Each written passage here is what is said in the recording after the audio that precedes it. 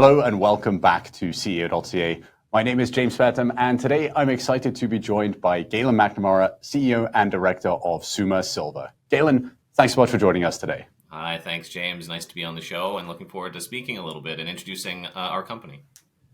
Yeah, absolutely. I mean, let's start with that intro. For people who are unfamiliar with Summa Silver, can you give us the 30-second elevator pitch? Sure, for sure. So Summa Silver is a company that's focused on exploration and development in two high-grade American silver districts. One's in Nevada and one's in New Mexico. But these are places that really helped shape the American West back at the turn of the 20th century and built a lot of wealth for the area. And they're two old Wild West places that were prolific producers in their day, but hadn't seen much or any modern exploration before we started working on them. Great. And in terms of those two projects, can you give us a sense of how far are they along the kind of exploration stages? Yeah, so both projects we've drilled a good amount of drilled holes. I'd say, to be informal, a bunch of drill holes are drilled on both, and a lot of high-grade silver and gold has been delineated on both. The one that we've done the most work on is called the Hughes Project in Tonopah, Nevada. We've drilled 62 holes there and about to start drilling again here within the next 3 to 4 weeks. And got some great results over a trend length of 6.2 kilometers. And then on the other project in New Mexico, it's called the Mogollon Project. That was the largest historic silver producer in that state. Compares really well to the famous Mexican districts that the Spanish have been mining going back 500 years.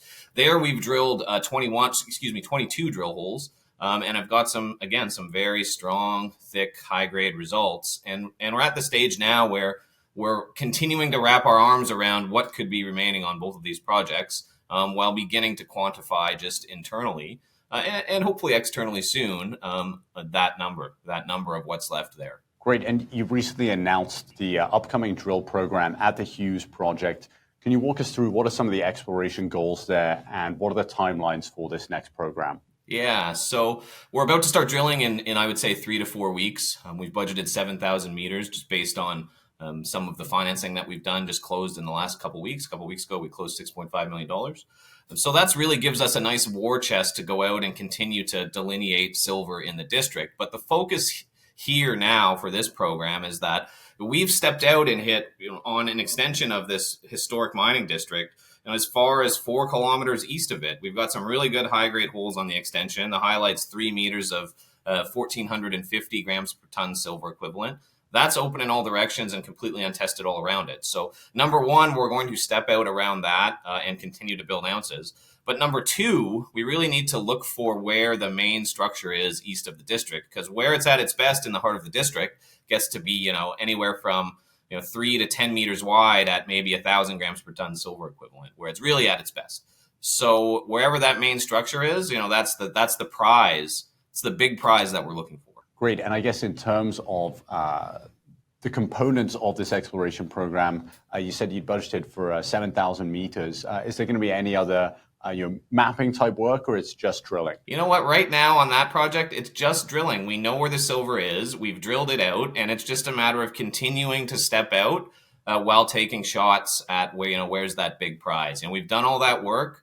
Everything points us in the right direction. So now it's time to let the drills turn. Great. And I guess the Tonopah kind of mining district in Nevada, what's it like to operate there? You mentioned both Nevada and New Mexico had been kind of historical gold rush or early mining jurisdictions, maybe less modern exploration now.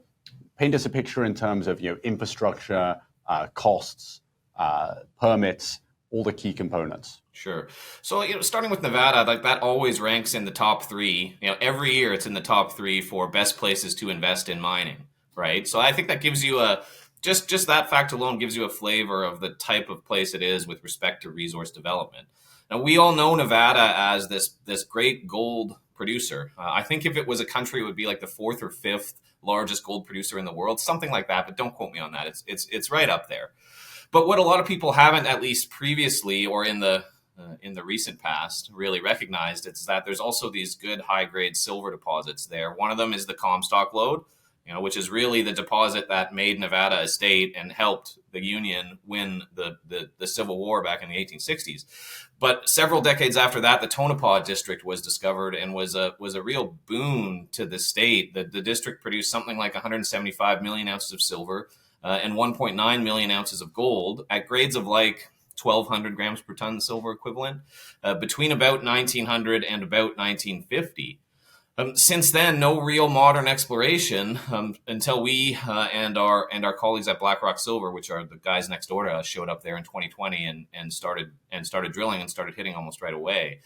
Our approach has really been to take all of the old data and compile it in 3D and come up with some really good drill targets. And I say that simply, but that is a lot of good work.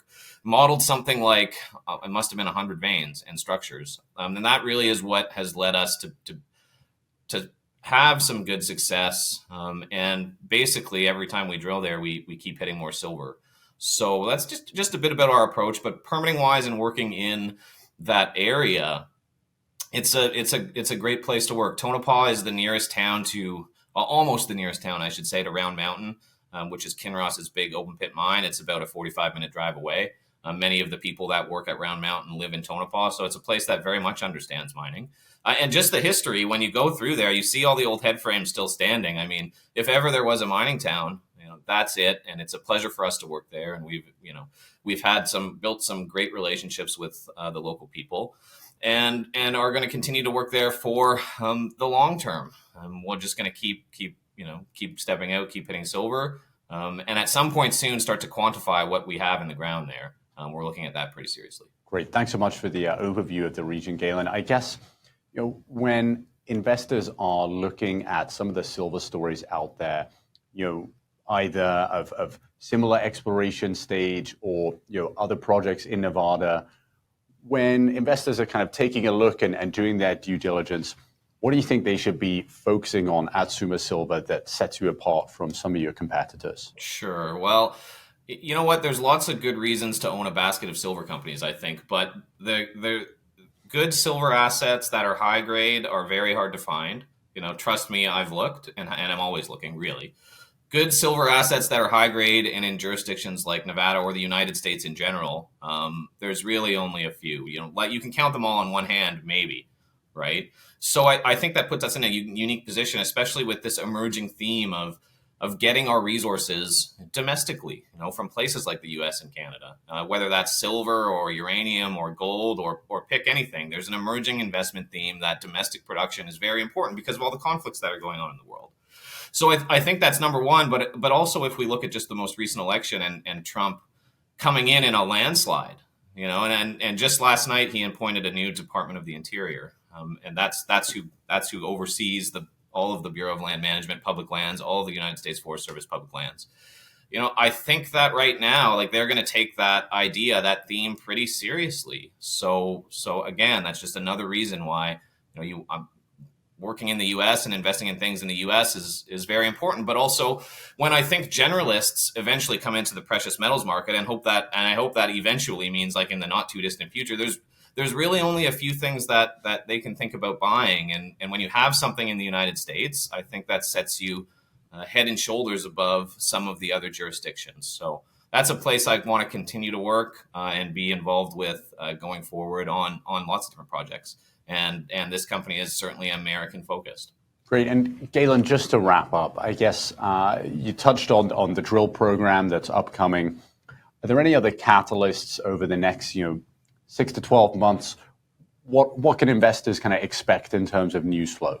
Yeah, so I think for us, it's really a focus on the drilling on the eastern extension of the Tonopah mining district, which has the potential to be game changing because the size of the prize that we're looking for is potentially very large. The extension of a district that produced almost 200 million ounces of silver and almost 2 million ounces of gold that looks to be fully open and largely undrilled. That's our focus right now. We're also in the stages of starting to quantify, measure what we have drilled out in terms of resources so far, in terms of ounces so far, and that number I think is significant. And I don't think generally people understand that. So that's something that I would like to change in the not too distant future. Fantastic. Well, Galen, thanks so much for giving us the overview of Summa Silver and looking forward to more updates coming out of that imminent drill program. Thanks so much for joining us today. Great. Thanks very much, James.